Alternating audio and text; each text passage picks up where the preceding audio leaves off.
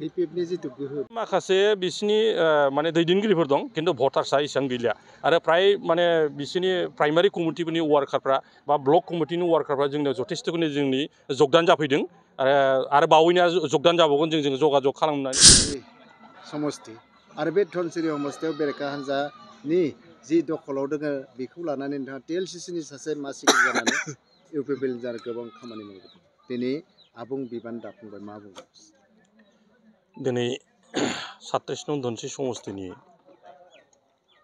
मोनसे गोदानै समस्तिनि आफाद दिनै दानो लादों इउपिपिएल दलनि आरो बेखौ फैगौ 2017 मायथाइसिमहालागै 3 बोसोरनि थाखाय जिहेतु जोंहा इउपिपिएलनि कनस्टिटिउसनावनो दं जे जोंहा बिनि बडि टार्मआ बोसोरथाम ओंखायनो बेखौ बोसोरथामनि थाखाय जोङो दिनै बेवहाय जोंहा आफादगिरि हिसाबै मानाव गेदेर रतेन्द्र दैमारि गाहाय नेहाथारि हिसाबै बाबेल दैमारि आरो सासे आरो नेहाथारि हिसाबै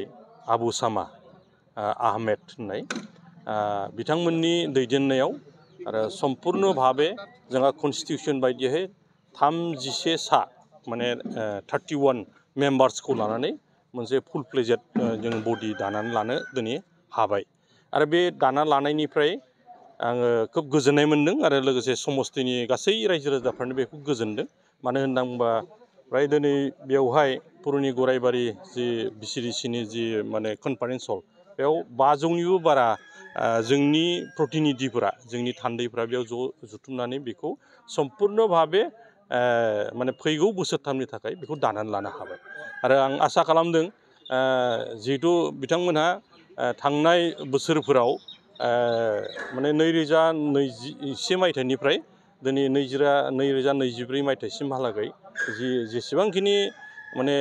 गोहो लानानै खामानि मावदों माने दलखौ फेहेरनायनि थाखाय बा स्ट्रं खालामनायनि थाखाय आरोबाव दा दिनैनिफ्राय जि गोदान कमिटि दाबाय बे आरो साबसिनबावहै खामानि मावनानै फैगौ 2025 मायथाइनि बिटिसिनि जि माने साधारन निर्बाचन माने इलेक्सन बिसायख'थि बेवहाय देरहागोना रोखा जाबाय मानो होनना बुङोब्ला थांनाय 2020 मायथाइनि उनावहाय जिहेतु इउपिपिएलनि दैदेननायाव बा प्रमद बर' बिथांनि दैदेननायाव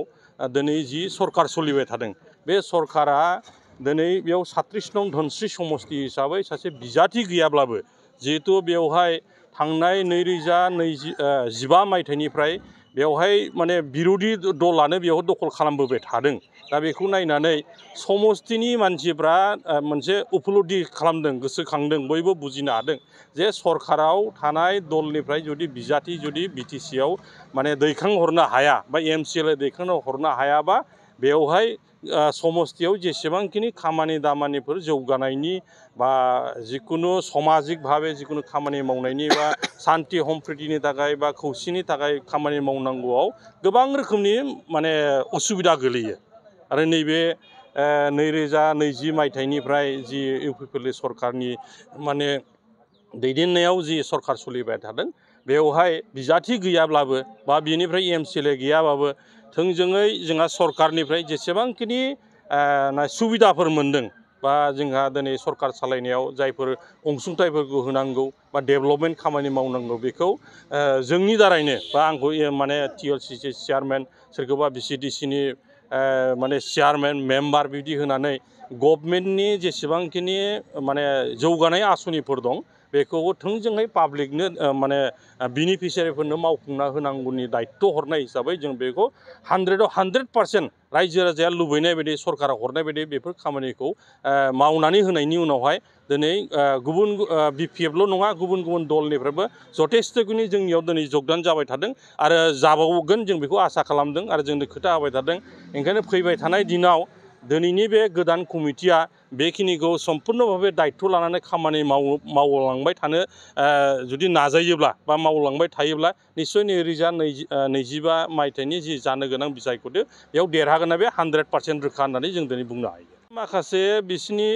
माने दैदेनगिरिफोर दं खिन्थु भटार्सआ एसेबां गैलिया आरो फ्राय माने बिसिनि प्राइमारि कमिटिफोरनि वार्कारफ्रा बा ब्लक कमिटिनि वार्कारफ्रा जोंनियाव जथेस्थ'खिनि जोंनि जगदान जाफैदों आरो बावैनो जगदान जाबावगोन जों जगाजग खालामनानै दंबाय थायो दा जोङो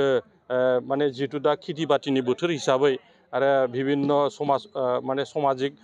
माने सभा समिति बेस्थ' थानायनि थाखाय बे साननैसोआव जों जगदान खालामथ'नो हायाखै खिन्थु दिनैनिफ्राय जोङो साननैसोनि गेजेरावनो जोङो जगदाननि बेब'स्थाखौ जों खालामगासिनो दं। Thank you.